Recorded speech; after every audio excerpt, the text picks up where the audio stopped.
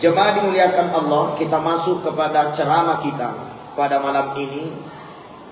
Yang ingin saya ambil sebagai pengisi waktu adalah bagaimana agar hidup kita itu bahagia dunia dan akhirat. Nabi mengatakan, Ra'sus sa'ada ala salasatin asya. Induk daripada kebahagiaan Allah letakkan pada 3 perkara. Jadi ada 3 perkara kalau kita mau bahagia, Pak. Kalau tidak ada ini 3 perkara, meskipun banyak hartata, meskipun tinggi jabatan, tidak bisa kita bahagia. Yang pertama kata Nabi, ikhlasun niyah fi kulli amalin. Setiap amal yang dilakukan itu harus ikhlas karena Allah. Halo bapak-bapak, kita menyumbang di masjid ikhlas karena Allah. Ya. Apa cirinya orang yang ikhlas? Bukan berarti disebut namanya atau tidak disebut namanya di masjid. Karena ada juga masjid itu memang disebut namanya orang. Wak Baddu 500.000. Ambok Tang 400.000, Susanto Sutono 200.000, Mulyono 400.000. Ya, ada juga disebut hamba Allah. Ya, hamba Allah 1 juta. Yang lain tulis semua namanya. Apakah menulis nama itu ikhlas atau tidak ikhlas? Tidak ada hubungan, Pak. Walaupun ditulis nama, tidak ditulis nama, kalau hati yang tidak ikhlas, sama saja. Contoh, naik panitia masjid, Abdurrahman 300.000, Ambok Tang 400.000, Wak Baddu 200.000. Namanya lagi dia ditulis hamba Allah saja. Hamba Allah 1 juta. Langsung nak kasih tahu di dekatnya, kau dengar itu 1 juta, saya itu. Sama ji. Katanya tidak mau sebut nama, tapi nak kasih tahu orang bilang saya itu. Jadi ikhlas itu Pak, tidak ada hubungannya itu. Dibelikan baju baru ustaz, dipakai pergi sholat tarawih. Setiap nak pakai itu baju itu Pak Ustaz, selalu nak bilang, kau lihat itu bajunya Pak Ustaz, bagus kah? Iya bagus. Itu saya belikan itu gratis. Berarti kau tidak ikhlas karena suka menceritakan pemberian kamu terhadap orang lain. Jadi tidak ada hubungannya. Mau disebut nama, tidak disebut nama, sama saja Pak. Yang terpenting ikhlasun niyah fi kulli amalin. Harus niat dari hati itu harus ikhlas karena Allah. Jemaah dimuliakan Allah. Kalau kita sudah memberi, kata ulama, keluarkan hartamu seperti engkau membuang kotoran. Saya ulang Pak. Keluarkan hartamu seperti engkau membuang kotoran. Coba kalau kita buang hajat Pak, sudah ki BAB, bahasa kasarnya berak. Sudah ki jambang, berak, BAB, buang air besar.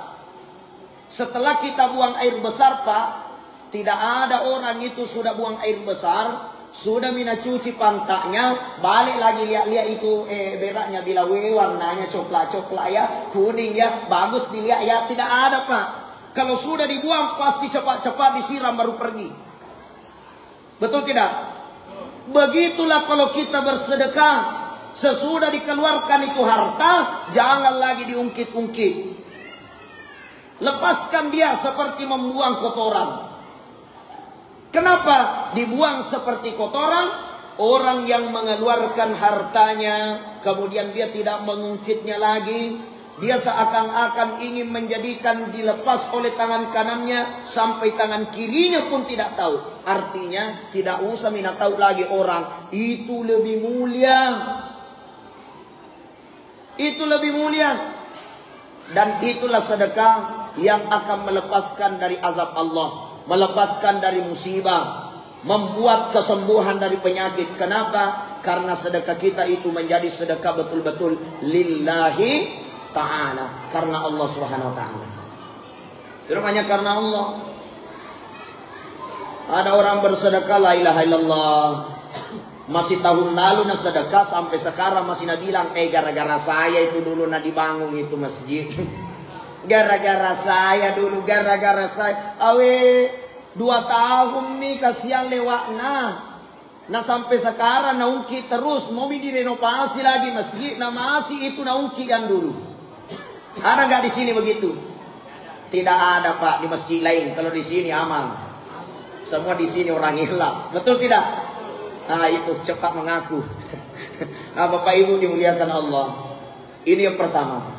Kalau mau kita bahagia, amal yang kita lakukan itu jadikanlah ikhlasun niyah fi kulli amalin. Setiap amal tak, setiap perbuatan tak, itu ikhlas karena Allah. Ibu-ibu yang di atas, ibu-ibu yang di bawah, di luar masjid. Ikhlas kita layani suami tak, jalan masuk surga. Ikhlas kita. Ada itu ibu-ibu yang sudah memasak, setiap hari memasak untuk suaminya. Setiap hari menyediakan makanan untuk suaminya. La ilaha illallah. Kalau datang waktunya ngomel, apa dia bilang? Kamu itu enak-enak saja. Saya yang memasak, saya yang sediakan makan, saya memasak, saya sediakan mama. Tidak ada pahala Pak. Hilang semua. Karena diungki-ungki di depan suami, padahal itu bisa jalan masuk surga. Wanita mau masuk surga itu gampang, beda laki-laki. Laki-laki itu susah masuk surga Pak. Laki-laki mau masuk surga itu susah, kalau perempuan mudah. Tapi kenapa banyak perempuan masuk neraka? Dikatakan katsirun min nisa, kebanyakan dari wanita dakhalan nar, masuk dalam api neraka. Kenapa? Karena dia tidak mengamalkan 3 perkara, padahal 3 saja kewajibannya itu perempuan boleh masuk surga. Yang pertama kata Nabi, kewajibannya perempuan menjaga sholat 5 waktu. Dia tidak pernah sholat sunnah. Kalau sholat 5 waktu, perempuan boleh masuk surga. Yang kedua, perempuan masuk surga karena menjaga siyamu Ramadan, menjaga puasa Ramadannya.